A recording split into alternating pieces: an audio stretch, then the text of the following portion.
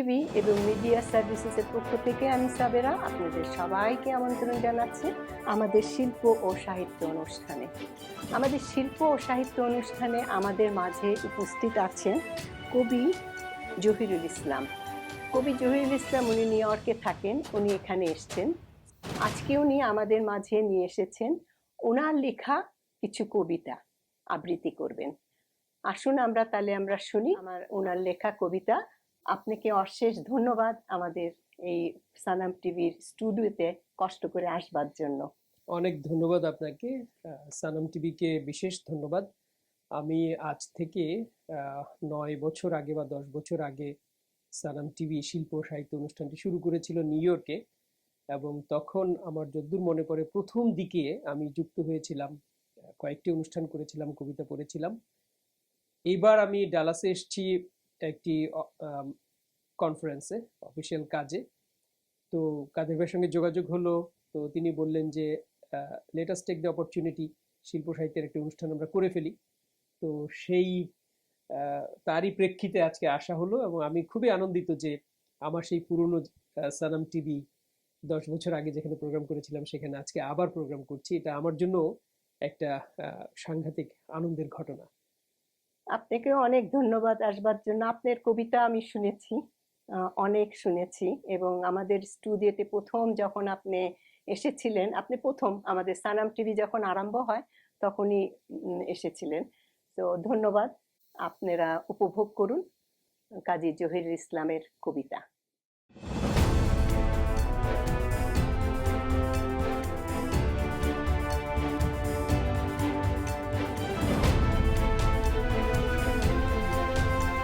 প্রিয় শ্রোতা দর্শক, আমি প্রায় এক যুগ হলেও আমরা আবার এই স্টুডিওতে মিট করলাম। এই স্টুডিও মানে সানাম টিভির স্টুডিওতে। তো আমরা কবি কাজী জহিরুল ইসলামের কণ্ঠে তার লেখা কবিতা শুনব। চলুন শুরু করা যাক। অনেক ধন্যবাদ খন্দকার তৌফিক কাদের ভাই, সিইও অফ সানাম টিভি। অনেকদিন পর সানাম টিভিতে কবিতা পড়ছি, বেশ ভালো লাগছে। আমি শুরু করি। আপনারা সবাই জানেন যে আমরা বাংলাদেশ একটা বড় রকমের ঘটনা ঘটিয়েছে এই জুলাই মাসে। ছাত্র জনতার আন্দোলনের মধ্য দিয়ে স্বৈরাচারী সরকারের পতন ঘটেছে। সেই সময়টাতে আন্দোলনকে উজ্জীবিত রাখার জন্য, উৎসাহিত করার জন্য আমি বেশ কিছু কবিতা লিখেছি। তো সেই রকম কয়েকটি কবিতা আজকে পড়ে শোনাই, এবং সময় থাকলে পরে অন্য কবিতাও পড়ব। প্রথম যে কবিতাটি পড়ছি এর শিরোনাম রক্তক্ষেকো। 24-এর এই ধূসর আকাশ, চেনো তাকে, চেনো? বর্ষাকালে আকাশ থেকে আগুন ঝরে কেন? সেই আগুনে আবু সাঈদ মুগ্ধ হলো খুন, এই আগুনেই 52-তে পুড়েছে ফাল্গুন। বর্ষাকালে বৃষ্টি তো নেই, বুলেট বোমা ঝরে, যন্ত্রদানব পাখনা মেলে পাখিদের অম্বরে। অদ্ভুতুরে এমন দানব দেখতে গিয়ে ছাদে, দীপক গোপের কন্যা রিয়া পরে মরণ ফাঁদে। বৃষ্টি তো নয়, বৃষ্টি তো নয়, ভরা বর্ষাকালে আকাশ থেকে স্বৈর শাসক বুলেট বোমা ঢালে। উল্লাসে লাফ দিচ্ছে পুলিশ, দিলাম কিছু ফেলে, সেই গুলিতে প্রাণ হারালো এক পুলিশের ছেলে। নরখাদক রক্ত ছাড়া হয় কখনো খুশি, বাংলাদেশের বুক ছিঁড়ে খায় বেহায়া রাক্ষসী। এই দেশেরই আর্মি পুলিশ, এই দেশেরই ছেলে, ছেলের বুকে করছে গুলি রাস্তাঘাটে পেলে। আমরা দুভাই দিন কাটাতাম শান্ত নিরিবিলি, রক্তক্ষেকো রাক্ষসী তুই দুভাগ করে দিলি। এর পরের কবিতার শিরোনাম অত্যাচারী নগ্ন রাজা। 71-এ পাক বাহিনী খুঁজতো এসে মুক্তি হায়, এবার নরঘাতক খোঁজে ছাত্র যদি পাওয়া যায়। এখন ওরা মোবাইল খুলে আন্দোলনের সূত্র খোঁজে, ছাপা হলো দৈনিকে। 71-এ লুঙ্গি খুলে খুঁজতো এমন রক্তক্ষেকো পাক হানাদার সৈনিকে। বুদ্ধিজীবী নিধন করে ভেগেছিল পাকসেনা, ছাত্র মেরে ঘাতক ভাবে আর বুঝি কেউ থাকছে না। ৬ থেকে ৬০, ৬০০ হবে, আসছে ওরা সহস্র। সত্যের এমন স্রোত ঠেকাবে, কোথায় তোমার সে অস্ত্র? ভাতের হোটেল প্রহসনে পড়ল ভেঙে সিংহাসন, কদিন টেকে আমি দামি বিনা ভোটের নির্বাচন। রক্তে কেনা যাদের এদেশ, সেই জনতা রাজপথে, অত্যাচারী নগ্ন রাজা শূন্য হাতে আজপথে। এটা কি খুব সময় উপযোগী কবিতা বলতে হবে।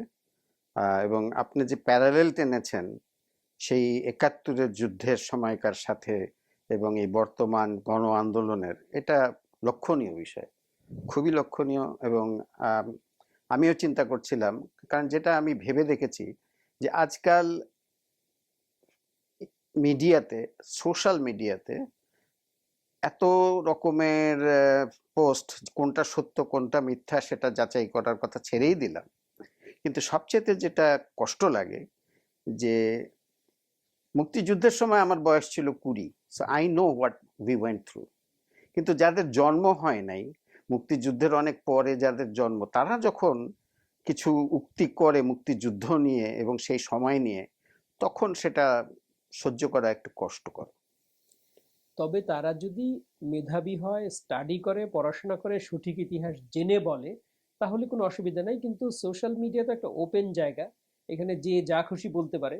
কাজেই সত্য মিথ্যা সবই এখানে আসে। এর মধ্যে থেকে আমাদের এটাকে এটাকে আমি মনে করি যে সোশ্যাল মিডিয়াকে আমাদের একটু সহজভাবেই নিতে হবে।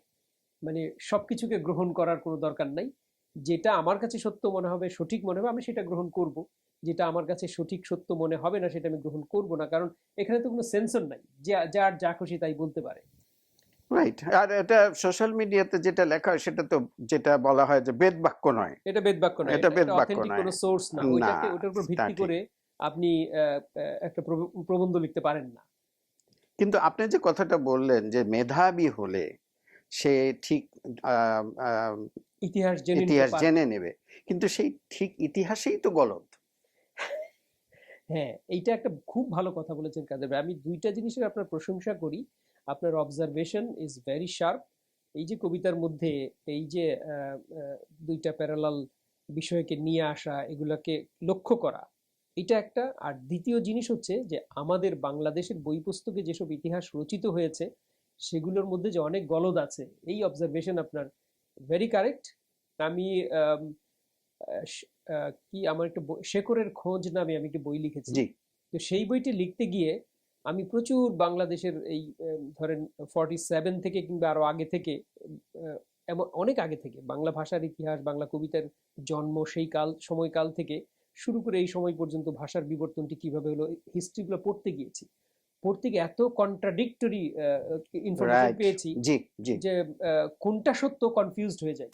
তো দ্যাট অনেকগুলা বই পড়ে তারপরে আমার বিবেক বিবেচনা অ্যাপ্লাই করে আমাকে ধরে নিতে হয়েছে যে এইটা ঠিক, এবং সেইটার উপর ভিত্তি করে কাজগুলো আমি করেছি। যতটা সম্ভব আমার বিবেক বিবেচনা অনুযায়ী সত্যের কাছাকাছি থাকার চেষ্টা করেছি। তারপর আমি নিশ্চিত না যে আমি আসলে সত্যটা দিতে পেরেছি কিনা। এটা একটা বড় সমস্যা আমাদের, সঠিক বিরাট, ইতিহাস এটা আমরা। এটা সত্যি অনেক বড় সমস্যা। কিন্তু আমার মনে হয় যে সেই বিভীষিকাময় সময় আমরা পেরিয়ে আসতে পেরেছি হয়তো, বাট সময়ই কথা বলবে। হোপফুলি হোপফুলি সময় সময় কথা বলবে।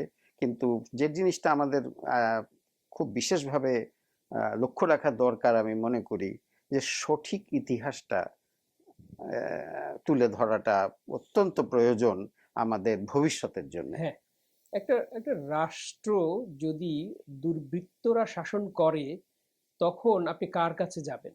ধরো একটা রাষ্ট্র যদি সৎ মানুষেরা শাসন করে, তখন আমরা নির্ভর করতে পারি রাষ্ট্র যেগুলোকে বলে দিবে যে এইটা অথেন্টিক হিস্ট্রি, এগুলো তোমরা পড়ো, আমরা বিশ্বাস করে সেগুলো পড়তে পারি। কিন্তু দুর্বৃত্তরা যখন রাষ্ট্র শাসন করে, তারা যেটা বলে সেটাকেও বিশ্বাস করা যায় না। তাহলে আমরা কার কাছে যাবো? অথরিটিটা কে? এটা একটা বড় প্রশ্ন। আমরা আশা করছি, আপনি যে আশাবাদ ব্যক্ত করেছেন আমিও সেই আশাবাদ ব্যক্ত করি। আশা করছি যে সেই দুর্বৃত্তায়নের যুগের অবসান ঘটেছে। এখন ভালো মানুষেরা, মেধাবী মানুষেরা রাষ্ট্র শাসন করবে, এবং তারা আমাদের বলে দেবেন যে কোনটা ভালো বই, কোনটা সঠিক ইতিহাস, সেগুলো আমরা পড়বো এবং আমাদের পরের প্রজন্ম পড়বে সেটা। আমি মনে করি বাংলাদেশে একটি ইতিবাচক যাত্রা শুরু হয়েছে। এই যাত্রাটা অব্যাহত থাকুক, এটা আমাদের প্রত্যাশা। সাধু সাধু। আমি পরের কবিতায় যাচ্ছি। জি। আরো কয়েকটি আন্দোলনের কবিতা পড়ি, তারপরে আমি অন্য কবিতায় যাব। এবারের কবিতার শিরোনাম এখনই সময়।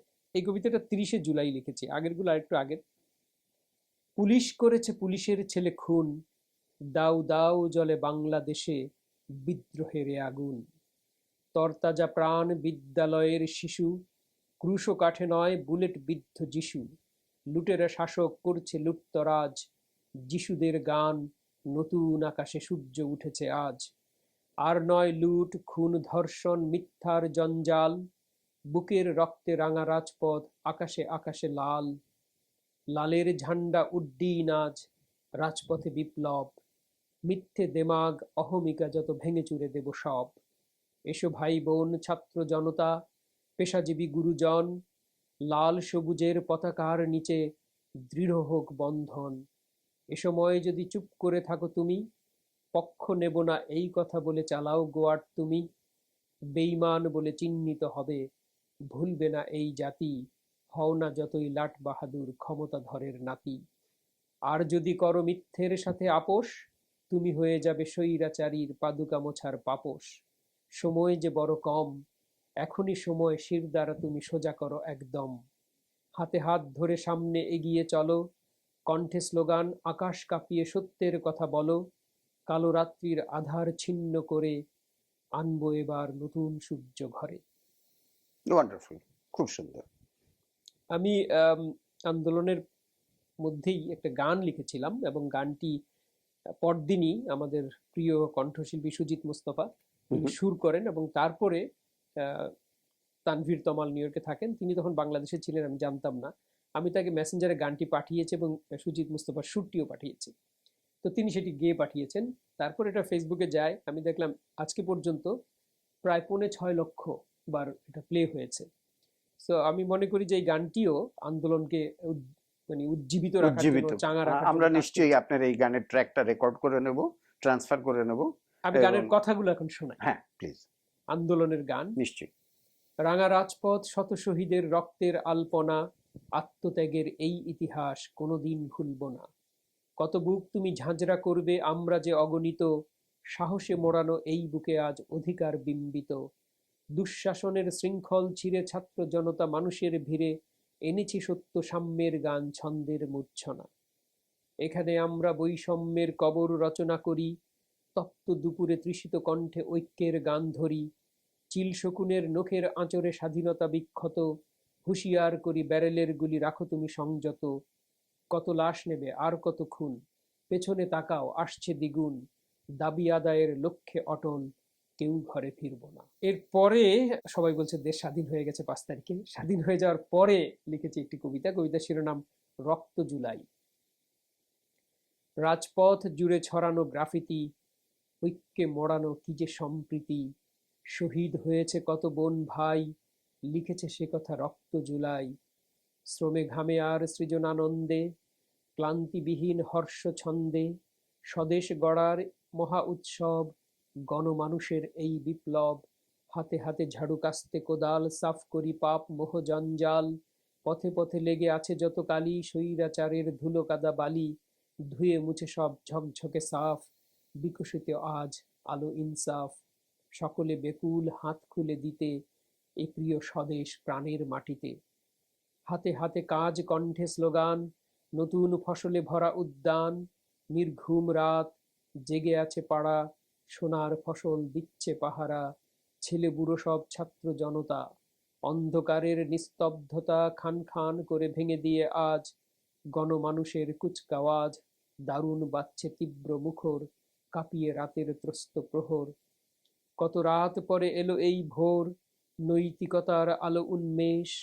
এখনো দু চোখে স্বপ্নের ঘোর, সত্যি কি জেগেছে বাংলাদেশ। এইখানে আমার একটা অবজারভেশন। আচ্ছা। কবিতাটার নামকরণ স্বাভাবিকভাবে আপনি কবি, আপনি অন্য চোখে দেখেন, অন্যভাবে চিন্তা করেন। আমরা হয়তো বলবো রক্তাক্ত জুলাই, আপনি রক্ত জুলাই কেন বলেছেন? একই কথা আসলে, রক্ত জুলাই মানে এই জুলাইটাই আমি বলতে চাচ্ছি, জুলাইটা পুরো জুলাইটাই একটা রক্ত হয়ে উঠেছে। আচ্ছা। মানে পুরো জুলাইটাই রক্ত, এরকম হয়ে উঠেছে। আপনি লক্ষ্য করে দেখেছেন যে আমাদের এই তরুণ প্রজন্ম, ছাত্র জনতা, আহ, আমরা যেটাকে জেনজি বলি, সেই জেনজিরা তারা কিন্তু 31 জুলাই, জুলাই মাস শেষ করেনি। না। তারা স্বাধীন না হওয়া পর্যন্ত জুলাই মাসকে টেনে 36 পর্যন্ত নিয়ে গেছে। তার মধ্যে আজকে 32শে জুলাই, আজকে 33শে জুলাই, আজকে 34শে জুলাই। এই স্বৈরাচারের পতন না হওয়া পর্যন্ত জুলাই মাস চলতেই থাকবে। 36 পর্যন্ত জুলাই চলেছে, এবং তারপরে গিয়ে 1 আগস্ট আসছে। সেটা ছিল 5 আগস্ট। That make sense. তো এই জুলাইটা অন্য সকল জুলাই থেকে আলাদা। হ্যাঁ, যদি আমরা জুলাই 36 দিনে টেনে উঠাতে পারি, তাহলে আপনি অবশ্যই আপনার দিক থেকে আপনার নামকরণের সার্থকতা ওইখানে, যে সাধারণ মানুষ আমরা যারা, আমরা বলবো যে রক্তাক্ত জুলাই, এটাই স্বাভাবিক। বাট এখন না, বুঝতে পেরেছি। অনেক ধন্যবাদ। একটা বিরতি নেব। প্রিয় দর্শক, আমরা আবার ফিরে আসি আমাদের এই অনুষ্ঠানে। আমরা একটা ছোট্ট বিরতি নিয়েছিলাম। এখন আমি ভেবেছিলাম যে কবি কাজী জহিরুল ইসলামকে সঙ্গে আলাপ করব আমাদের গত জুলাই মাসের এবং অগাস্টের 5 তারিখে যার সমাপ্তি ঘটে এবং তার পরবর্তী বিষয় নিয়ে। তো আমি দেখতে পাচ্ছি যে কবি খুব সুন্দরভাবে আমার মনের কথাটা তার কবিতার ভেতর দিয়েই প্রকাশ করেছেন। এখানে কিন্তু আলাদা করে আর বলার কিছু নেই, কারণ কবি যেটা তার কবিতায় লিখেছেন এটা তারই মনের বহিঃপ্রকাশ, এবং সেটা উনি এত সুন্দরভাবে, সাবলীলভাবে সবার জন্য যেভাবে লিখেছেন, আমার মনে হয় সবাই আপনারা শুনে বুঝতে পারছেন যে এটার গভীরতা কত। তাহলে চলুন না আমরা আবার কবিতাতে ফিরে যাই, আসুন। জি, অনেক ধন্যবাদ কাদের ভাই। আমি আবু সাইদকে যখন রংপুরে গুলি করা হলো এবং আবু সাইদ মারা গেল, সঙ্গে সঙ্গেই আমি আবু সাইদকে নিয়ে একটি কবিতা লিখেছিলাম, এবং এই কবিতায় আমি বলেছিলাম যে আবু সাইদ হচ্ছে আমাদের দ্বিতীয় মুক্তিযুদ্ধের প্রথম বীরশ্রেষ্ঠ। সেই কবিতাটা এরপর সবাই কিন্তু তাকে বীরশ্রেষ্ঠ বলছে। আমি এই কবিতাটা লিখেছিলাম হলো 19 তারিখে, জুলাইয়ের 19 তারিখে, সম্ভবত 18 তারিখে বোধহয় আবু সাইদকে হত্যা করা হয়, এবং 19 তারিখ সকালবেলা ঘুম থেকে উঠে আমি কবিতাটা লিখেছি। কবিতার শিরোনাম শহীদ আবু সাইদ। তার প্রসারিত 2 বাহু ছিল একটি উড়ন্ত পায়রার মতো, বুকে তার অসীম সাহস, ভালোবাসার বারুদে ঠাসা ছিল সেই বুক। কি বন্ধু, কি অচেনা নিন্দুক, সকলের জন্য ছিল অবারিত ভালোবাসা। সে ছিল একটি উজ্জ্বল প্রত্যাশা, একটি নতুন সকালের স্বপ্ন। তার ডান হাতে ছিল একটি প্রতীকী লাঠি। এই অন্ধ সমাজের হাতে উদ্দীপ্ত যুবক তুলে দিতে চেয়েছিল ছোট্ট এক ন্যায়দণ্ড। 23 বসন্তে বেড়ে ওঠা ওর দীর্ঘ ঋজু দেহ পুলিশের গুলিতে তখনও লুটিয়ে পড়েনি। অনড় দাঁড়িয়ে আছে ভূমি থেকে বর্ষার আকাশ অব্দি ব্যাপ্তি নিয়ে নতুন প্রজন্মের এক বাংলাদেশ। উদ্বেল দুহাত প্রসারিত জল্লাদের প্রতি একটি নতুন সকালের যাত্রী হতে ডেকেছিল তাকে, যে অনিন্দ ভোরের রক্তিম সূর্য আর কিছুক্ষণ পর তারই বক্ষ ফুঁড়ে উঠে আসবে আকাশে। জল্লাদ পুলিশ তখনও বোঝেনি ক্রমাগত গুলি ছুটছে সে বাংলাদেশের বুক লক্ষ্য করে। রংপুরের মাটিতে, কংক্রিটের ফুটপাতে ধীরে ধীরে শুয়ে পড়ল নতুন মুক্তিযুদ্ধের প্রথম শহীদ, আমাদের বীর শ্রেষ্ঠ আবু সাইদ। অপূর্ব। আপনারা দেখেছেন যে পুলিশ একটি ছেলেকে, তার নাম ইয়ামিন, তাকে মেরে তাদের যে সাঁজোয়া যান এপিসি, নীল, গাঢ় নীল রঙের এপিসির উপরে রেখে শহর ঘুরিয়েছে, এবং তারপর এপিসি থেকে ফেলে দিয়েছে দেহটাকে। তখনও কিন্তু ইয়ামিন মারা যায়নি। রাস্তায় পড়ে যাওয়ার পরে আমরা দেখলাম তার এই এই গলার ডান দিক কিংবা বাঁ দিক নড়ে উঠছে, এরকম এরকম ঝাঁকি খাচ্ছে সে তার দেহটা। তখনও হাসপাতালে নেওয়া যেতে পারতো, কিন্তু পুলিশ কি করলো, নেমে এসে তাকে টেনে হিচড়ে রাস্তার যে ডিভাইডারের উল্টো দিকে ফেলে দিল। মানে তাকে গুলি তো করলোই, তারপরেও বেঁচে থাকার কোনো সুযোগ, চিকিৎসার কোনো সুযোগ পর্যন্ত, কি নির্মম। মানে নিজের দেশের পুলিশ কি করে এইরকম ভাবে একটা তরুণ, ইঞ্জিনিয়ারিং 4th ইয়ারে পড়তো MIST তে, সেই ছেলেটিকে হত্যা করে। ওকে নিয়ে আমি একটি কবিতা লিখেছি, সেই কবিতাটি এখন পড়ে শোনাচ্ছি। সাঁজোয়া থেকে গড়িয়ে পড়া শহীদ ইয়ামিনের দেহ। ঝাঁঝালো দুপুরে পুলিশের নীল সাঁজোয়া যানের ছাদ থেকে গড়িয়ে পড়ল ইয়ামিন। লাল জুলাইয়ের তরুণ বিপ্লবী একটি প্রকাণ্ড হিমবাহের মতো ভেঙে পড়ে উষ্ণ সমতলে। মুহূর্তেই ওর দেহ থেকে বিপ্লবের আগুন ছড়িয়ে পড়ে রক্তাক্ত নতুন এক জুলাইয়ে, যা ক্রমশ প্রলম্বিত হতে হতে গড়ায় ৩৬ তারিখ অবধি। খয়েরি সোয়েটারের নিচে ইয়ামিনের পরনেও নীল রঙের একটি জিন্স। সেই নীল রচনা করেনি স্নিগ্ধ এক বর্ষার আকাশ শিল্পনগরীর দীর্ঘ রাজপথ জুড়ে। ওর নীল জিন্স চোখের পলকে, দ্রোহের ঝলকে হয়ে ওঠে খ্যাপা এক মহাসমুদ্রের উত্তাল তরঙ্গ। বেপথু খড়কুটোর মতো তুচ্ছ করে তোলে, সহসা ভাসিয়ে নেয় ঘাতকের নীল এপিসিগুলো। তখনও স্পন্দন ছিল, আব্বার শুভ্র পাঞ্জাবির মতো স্নিগ্ধ এক স্বদেশের স্বপ্ন কেঁপে কেঁপে উঠছিল ওর গ্রীবার বাঁ দিকে। ঘাতকেরা এই স্পন্দন তরঙ্গে এতটাই ভীত হয়ে পড়ে যে ইয়ামিনের দেহকে সম্পূর্ণ নিথর করে দেবার উল্লাসে মেতে ওঠে পুনরায়।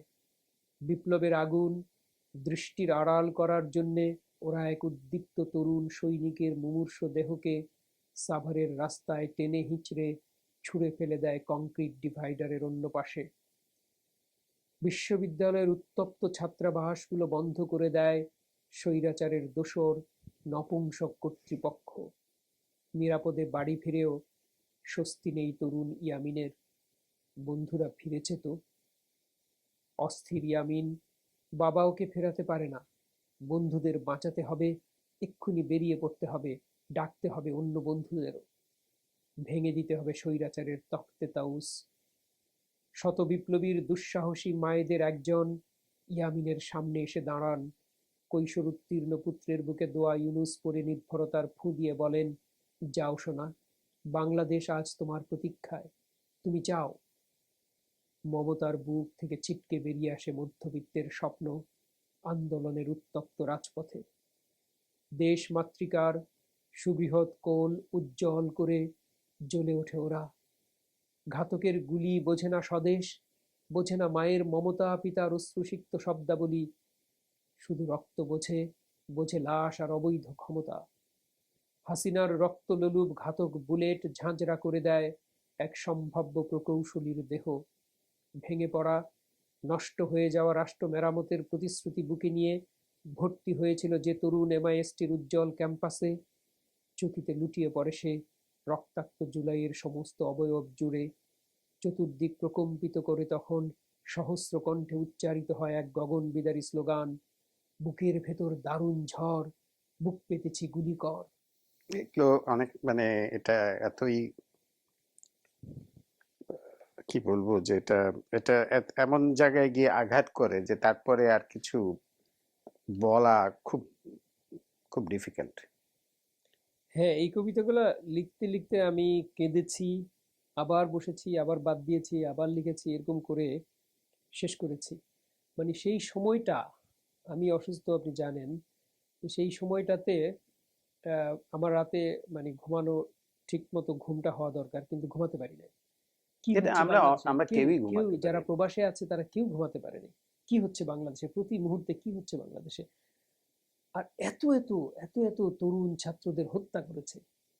মানে এটা এত অল্প সময়ে আমার মনে হয় না যে পৃথিবীর কোথাও এত বড় হত্যাকাণ্ড ঘটেছে। আমার ঢাকা রিপোর্ট 1 যদি আপনি শুনে থাকেন, ইন্ট্রোডাকশনে আমি ঠিক এটাই করছি যে আমাদের যে যে যে বিক্ষিপ্ত মনের অবস্থা ছিল তখন, যে কোনো রিলায়েবল সোর্স ছিল না, ক্ষণে ক্ষণে ইন্টারনেট রাইট। আসছে যাচ্ছে, সেলফোন কাজ করছে করছে না, এই যে একটা সিচুয়েশন, এই এই এটাকে কি বলবো, বিংশ শতাব্দী, আমরা কোন শতাব্দীতে আছি? চিন্তা করা যায় যে আমার দেশের পুলিশ আমাকে গুলি করছে, ভয় দেখাতে পারে পুলিশ, কিন্তু এইভাবে না, আমি আপনার আপনি সাথে দেখেন দ্বিমত একেবারে পোষণ করছি।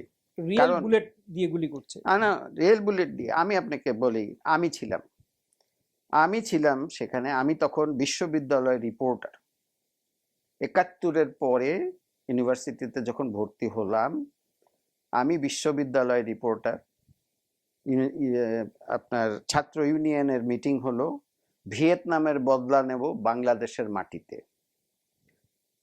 ইউএসআইএস এর সামনে দিয়ে যখন ছাত্ররা মিছিল করে যাচ্ছিল, স্বাধীন বাংলাদেশে প্রথম স্বাধীন বাংলাদেশের পুলিশ প্রথম গুলি করে একজনকে নিহত করলো, অ্যান্ড আই ওয়াজ দেয়ার। আমার খুব মনে আছে, আমি বাংলাদেশ অবজারভারের রিপোর্টার ছিলাম, এবং এটা একটা রিপোর্টারের জন্য এটা একটা স্বপ্নের ব্যাপার। ফার্স্ট পেজে ব্যানার হেডিং নিউজ আমার গিয়েছিল, স্টুডেন্ট শট ডেড। কোন পত্রিকা ছিল এটা? বাংলাদেশ অবজারভার। বাংলাদেশ অবজারভার। আচ্ছা।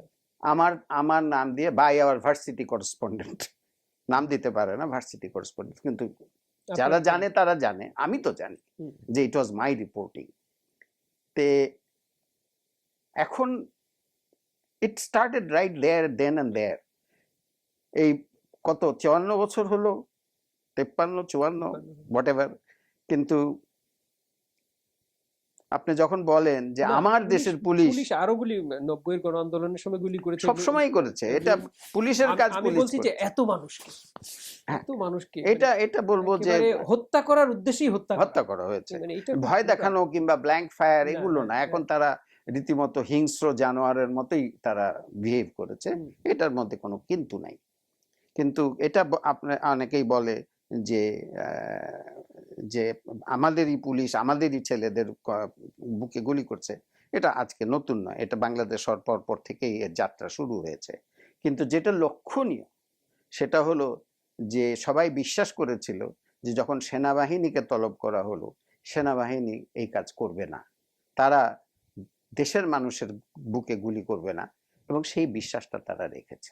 এটাই আসার কথা। আমি কিন্তু সব সময় বলি যে আমাদের মানে ভরসার শেষ আশ্রয়স্থল হচ্ছে আমাদের সেনাবাহিনী। তো সেই জনগণের, বাংলাদেশের মানুষের সেই প্রত্যাশাটা তারা পূরণ করেছে, বিশ্বাসটা ভঙ্গ করেন।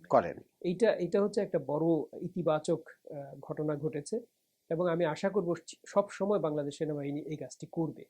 এটা আমাদের প্রত্যাশা। একটা ভরসার জায়গা তো লাগবে। ক্ষণে ক্ষণেই আমরা দেখি, মাঝে মাঝেই দেখি এই 54 বছর 53 বছরে বাংলাদেশে প্রায়ই সরকার মানুষ থেকে, গণমানুষের কাছ থেকে বিচ্ছিন্ন হয়ে গেছে। তখন তো আমরা কোনো এক জায়গায় যেতে হবে, একটা ভরসার জায়গা লাগবে। সবার উপরে মানুষ সত্য, তাহার উপরে নাই। বড়ুচণ্ডী দাস সেই বহু আগে বলে গেছেন, মানে 14 শতকে 15 শতকে। চলুন আমাদের পরবর্তী আমি এবার অন্য ধরনের একটু কবিতা পড়ি। অনেকগুলো এই আন্দোলনের কবিতা পড়লাম, আমার কাছে আরো আছে আন্দোলনের কবিতা, আর পড়ছি না আমি, আসলে ভারাক্রান্ত হয়ে যাচ্ছি। হ্যাঁ, না, আমার মনে হয় আপনি ঠিক বলেছেন। এখন আমরা একটু অন্যদিকে যাই। আপনার তো কবিতা সব রকমেরই হয়, কাজে আমরা একটু লাইটার সাইডে যাই। আমরা সবসময় বলি যে বিপ্লব আর প্রেম একটা সমান্তরাল রেখায় চলে। যখন বিপ্লবীরা নিজের জীবন উৎসর্গ করে বিপ্লবে ঝাঁপিয়ে পড়ে, তারা কিন্তু প্রেমেও উদ্বুদ্ধ হয়। সেই প্রেমটা হচ্ছে দেশের প্রতি প্রেম। তার বুকের মধ্যে যখন তীব্র প্রেম থাকে, তখনই কেবল সে বিপ্লবী হয়ে উঠতে পারে। প্রেম না থাকলে বিপ্লবী হওয়া যায় না। সেই ফিলিংসটা একই, সেই একই ইমোশন। আমি সেই প্রেমের কবিতায় যাচ্ছি। বিপ্লবের কবিতা হলো, এবার প্রেমের কবিতায় যাই। প্রথম যে কবিতাটি পড়ছি এর নাম সেই পাখি। সেই পাখিটা তো এখনো আঁকিনি হায়, কি করে যে আঁকি তার সুবিশাল ডানা। সকলেই শুধু সেই পাখিটাকে চায়, চোখ থেকে যার ঝরে আগুনের দানা। বুকের পালকে শীতরাত্রির ওম, লম্বা দুপায়ে অরণ্য ভাঙে পাখি। ডানার ভেতরে চঞ্চু লুকিয়ে ঘুম, রাত ফুরলেই করে শুধু ডাকাডাকি। তাকে আঁকি আমি এমন সাধ্য কই, তার ছবি শুধু বুকের ভেতরে রাখি। পাখিটা আমার চিরজনমের সই, মাঝে মাঝে তার চোখ দুটি শুধু আঁকি। আমার কাছে একটা, আমি জানি এটা কোন বইয়ের পাণ্ডুলিপি, কিছু প্রিন্ট করা আছে, এখান থেকে যা সামনে পাচ্ছি তাই পড়ি। নিশ্চয়ই। এবারের কবিতার নাম হেঁটে যাই। কেমন আছেন? শরীর ভালো তো? একথা বলেই একটি হলুদ পাতা হঠাৎ ঝরিয়ে দিল গাছ। কোথায় ছিলেন এতদিন? পুকুরের জলে দেখিনি তো ছায়া, প্রশ্ন করে মাছ। অনেকটা নিচে নেমে আসে ভবঘুরে মেঘেদের দল। বৃষ্টিহীন রৌদ্র দিনে আচমকা কে নামিয়ে দিল নুন মাখা এই জল? রোদের রেখায় উড়ে উড়ে বলছে পথের ধুলো, ভয় নেই, সহস্রাব্দের আধারে আমরা জাগিয়ে রাখবো পায়ের চিহ্নগুলো। আমি হেঁটে যাই দূরে, দুপায়ের নিচে শুকনো পাতার গান, হৈমন্তী বাতাস এসে দাঁড়ায় শটান। আবার হবে তো দেখা, আমি হাঁটি দূর থেকে আরো দূরে, একা। কিছু বলবেন? আমি আপনার এর আগের যে কবিতাগুলো পড়লেন তার সঙ্গে সমান্তরাল একটা রেখা টানার চেষ্টা করছি, যে এই যে যারা প্রাণ দিল তারা কিন্তু এই একা পথেই হেঁটে চলে গেল। হুম হুম তারা এই বিজয় দেখলো না। ঠিক একইভাবে ৭১-এ মুক্তিযুদ্ধে ঝাঁপিয়ে পড়েছিল বাংলার দামাল ছেলেরা, যে তারা দেশের জন্য জীবন দিতেই বেরিয়েছিল। দেশ স্বাধীন হবে, স্বাধীন দেশে তারা কি পাবে কি পাবে না এই চিন্তা তারা করেনি। ২৪-এও যারা রাজপথে গিয়েছে তারা এই স্বৈরাচারের হাত থেকে বাংলাদেশকে মুক্ত করতে চেয়েছে, এবং তারা বাঁচবে কি মরবে তারা জানে না। তারা স্বাধীন দেশে কি পাবে কি পাবে না এই চিন্তা করেনি। আজকেও দেখেন অনেকে নানান রকম, এই যে আপনি সোশ্যাল মিডিয়ার কথা বললেন না, আনসেন্সর্ড মিডিয়া, যার যা খুশি লেখে যা খুশি বলে। অনেকে বলছে যে আমরা সবাই আন্দোলন করলাম, ছাত্ররা, মানে অনেক ছাত্র আন্দোলন করলো, ছাত্ররা বলে না কিন্তু এটা অন্যরা বলে, যে অনেক ছাত্র মিলে আন্দোলন করলো, দুজন উপদেষ্টা হলো বা মন্ত্রী হলো, তারা তাদের আহ, মানে ফল ভোগ করতেছে তারা। আমি মনে করি না যে তারা ফল ভোগ করার জন্য সেই জায়গাটিতে গিয়েছে। আমি তাদের উপর আমার পূর্ণ আস্থা আছে, বিশ্বাস আছে, তারা সত্যি সত্যি এই দেশটিকে বৈষম্যহীন একটি বাংলাদেশ হিসেবে গড়ার জন্যই ওই জায়গায় বসেছে। আপনি দেখবেন যে আমাদের এই যে ২১ জন উপদেষ্টা, প্রধান উপদেষ্টা সহ, আমি জানি না পরে অন্যরা ঘোষণা করেছে কিনা, এই দুই তরুণ প্রথম ঘোষণা করেছে বন্যার সময় যে আমাদের প্রথম মাসের বেতন আমরা ত্রাণ তহবিলে দান করে দেব। সো তাদের কমিটমেন্টটা কি স্ট্রং, এবং আমি বিশ্বাস করি যে তারা সত্যি সত্যি বাংলাদেশকে একটি বৈষম্যহীন বাংলাদেশ গড়ে তোলার জন্য শেষ পর্যন্ত চেষ্টা করবে। এবং তাদের প্রতি আমি কিছুটা সতর্ক বাণীও উচ্চারণ করতে চাই যে ক্ষমতা চিরকালের নয়।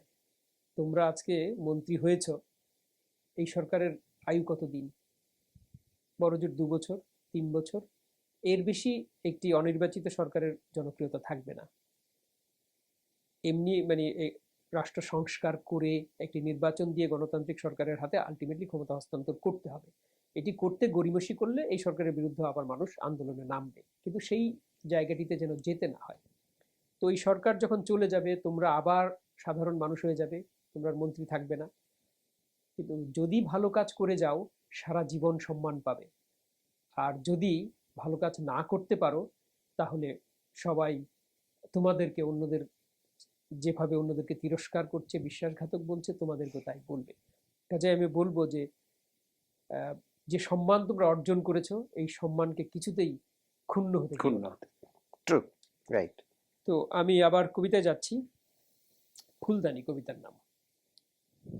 মাথাটিকে আমি ফুলদানি করে রাখি, ফুলের বদলে ষোড়শী বাড়ালো ঠোঁট, বিকেলের রোদে লজ্জায় মুখ ঢাকি, মাথা ঠিকই আছে, হৃদয়ে লেগেছে চোট। পুষ্পদানিতে ছাই ঝাড়ে মূর্খেরা, অগ্নি সমেত সিগারেট ছোড়ে কেউ, সে কি পাখিগৃহ, ভবঘুরেদের ফেরা, নাকি সাগরের উথাল পাতাল ঢেউ? মেয়েটি আমাকে ঠোঁটের বাগানে ডাকে, কি ফুল চাইছ, ঠোঁট দিয়ে নাও তুলে। আমি কি তাহলে পড়েছি দুর্বিপাকে, অন্য দোকানে এসেছি কি পথ ভুলে? শুধু ফুল চাই, সাজাবো ফুলদানিতে, অন্য কিছুর পসরা নিতে তো আসিনি। ফুলের দোকানে এসেছি পুষ্প নিতে, অন্য কোনো সওদাকে ভালোবাসিনি।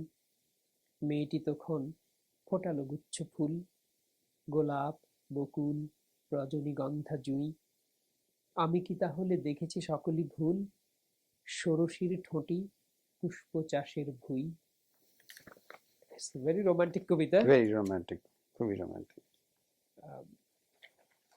এর পরের কবিতা গাছ হও। গাছ হও, দুঃখের বৃষ্টিতে ভিজে অধিক সতেজ হবে। হিংসার রোদ্দুর থেকে তুলে নাও শক্তি, পরিপুষ্ট হবে বুকের সুমিষ্ট ফল। পাতারা উল্লাসে করতালি দেবে, ছায়া দেবে ভবঘুরেদের। প্রকৃতপক্ষে ওরাই পৃথিবীর প্রধান প্রেমিক। পাখিদের প্রেমে পড়ো না কখনো, ওরা ফল খেতে আসে সুবিধার ঋতু পেলে। দেহের ফাটল খুলে প্রমত্ত ঝড়ের রাতে দিয়েছ আশ্রয় চেনা অচেনা গোত্রের পাখিদের। এর প্রতিদান চেও না কখনো, পাখিরা যেতেই আসে। তোমার বুকের ফল ঠিক ঠিক ডেকে আনবে নতুন পাখি। বৃক্ষের মায়াবী ডাল স্থায়ী গৃহ নয়, পরিযায়ী বিহঙ্গের। ছায়া পোহানো ফুরলে ফুল পাতা ছিঁড়ে নেবে পথচারী। কেউ কেউ অকারণে ভেঙে দেবে ডাল। কষ্ট পাও, ক্ষতি নেই, কিন্তু ভেঙে পড়ো না নিষ্ঠুর পথচারীদের পায়ের উপর কোনো দিন। মাথা উঁচু করে দাঁড়িয়ে থাকো হে বৃক্ষ, হাসো খলবল করে দক্ষিণা বাতাসে। এই কবিতাটা আপনার কোন সালে লেখা? এই কবিতাটা 25শে জুন 2021। আচ্ছা, আমার মনে হয় এটা আমি ফেসবুকে মানে আপনার হ্যাঁ, আমি হয়তো অন্য কোনো অনুষ্ঠানে হ্যাঁ পড়েছি। হ্যাঁ হ্যাঁ, কারণ এই গাছ হওয়ার নামটা আমাকে খুব স্ট্রাইক করেছে। গাছ হও নামের আমার একটা বই আছে, বই আছে, রাইট রাইট রাইট। সেই কারণে। আচ্ছা কাদের ভাই, আরেকটা কবিতা পড়ে শেষ করি, হ্যাঁ, আর লম্বা নিশ্চয়ই। না করি না না, নিশ্চয়ই। আমরা। জি। আচ্ছা, এবার যে কবিতাটি পড়ছি সেটা তো ছিল গাছ আর পাখি, এখানেও সেই রকম ব্যাপারই আসবে। এই কবিতার শিরোনামই পাখি। এই চুলে কি বসবে এসে পাখি, কেউ কি এসে বসবে কাছে, বলবে তোমার উস্কো চুলের গভীরে হাত রাখি। পাখির জন্য এই অরণ্য, কোথায় আমার ভালোবাসার পাখি। সকাল বিকাল গান শোনাবে, মিষ্টি সুরে করবে ডাকাডাকি। ভালোবাসার ডাহুক এসে বসবে যদি চুলে, ওর জন্যে দেব আমার বুকের বোতাম খুলে। আসবে কিসে ময়না পাখি, নীল হব তার বাঁকা ঠোঁটের বিষে। বৃক্ষ আমি শীতের রাতে, দেহের ফাটল খুলে দেব মিষ্টি ওমের ঘর। আসবে বলো আমার গায়ে, ঠুকরে ঠুকরে লিখবে তুমি চারখানা অক্ষর। অপূর্ব। শ্রোতা, আমরা এতক্ষণ মুগ্ধ হয়ে কবির কণ্ঠে কবির লেখা কবিতাগুলো শুনলাম। রক্ত জুলাই থেকে শুরু করে আমরা প্রেমের কবিতা দিয়ে শেষ করলাম, কিন্তু রক্ত জুলাইয়ের যে রেশ সেটা রয়েই গেল। তবে আমরা আবার কবির সাথে বসবো, খুব শিগগিরই না হোক, আশা রাখি কোনোদিন এর মধ্যে বসবো। তো আজকের আড্ডা আমরা এখানেই শেষ করছি। আপনাকে অনেক ধন্যবাদ আমাদের স্টুডিওতে আসার জন্য। আমরা আগামীতে আপনাকে আবার আমন্ত্রণ জানিয়ে রাখলাম। অনেক ধন্যবাদ কাদের ভাই। ডালাসে এসে শুধু তো কাঠখোট্টা দাপ্তরিক কাজই করছিলাম, তো আজকে এই সানম টিভির শিল্প সাহিত্য অনুষ্ঠানে এসে কবিতা পড়ে বেশ ভালো লাগছে। আমি তো আসলে মূলত কবিতাই লিখি, লেখালেখি করি, লেখার মধ্যেই থাকতে চাই।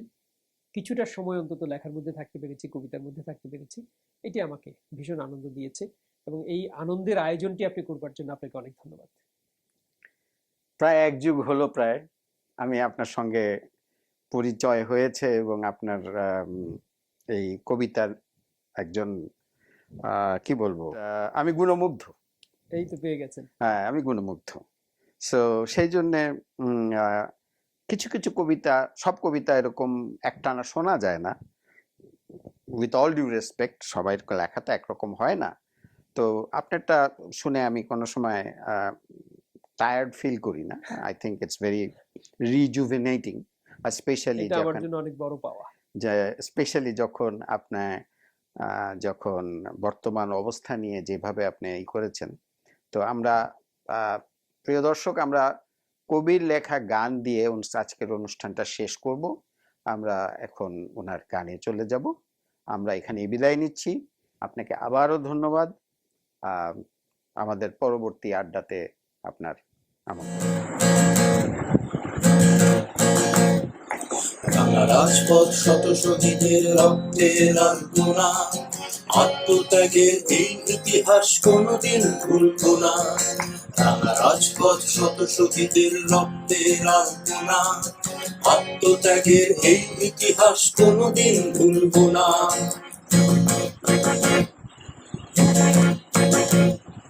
কত বুক তুমি ঝাঁঝরা করবে, আমরা যে অগণিত, সাহসে মোড়ানো এই বুকে আজ অধিকার বিম্বিত। কত বুক তুমি ঝাঁঝরা করবে, আমরা যে অগণিত, সাহসে মোড়ানো এই বুকে আজ অধিকার বিম্বিত। দুঃশাসনের শৃঙ্খল চিরে ছাত্র জনতা মানুষের ধীরে এনেছি সত্য সাম্যের গান ছন্দের মূর্ছনা। দুঃশাসনের শৃঙ্খল চিরে ছাত্র জনতা মানুষের ধীরে এনেছি সত্য সাম্যের গান ছন্দের মূর্ছনা।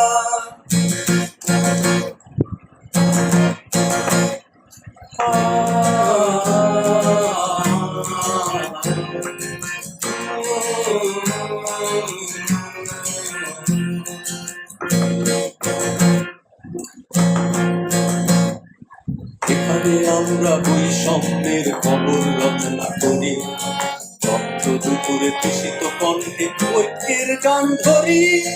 এখানে আমরা বৈষম্যের খবর রচনা করি, রক্ত দুপুরে তৃষিত কণ্ঠে ঐক্যের গান ধরি।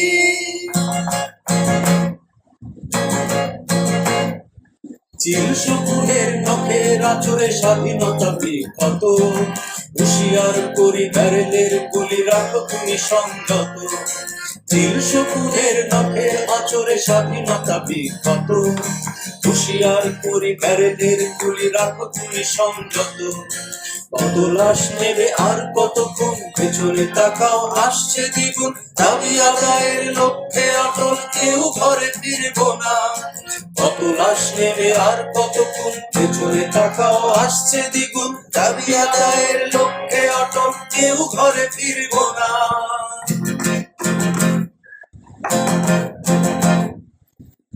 রাজপথ শত শহীদের রক্তের আলপনা, আত্মত্যাগের এই ইতিহাস কোনোদিন ভুলব না। আমার রাজপথ শত শহীদের রক্তের আলপনা, আত্মত্যাগের এই ইতিহাস কোনোদিন ভুলব না।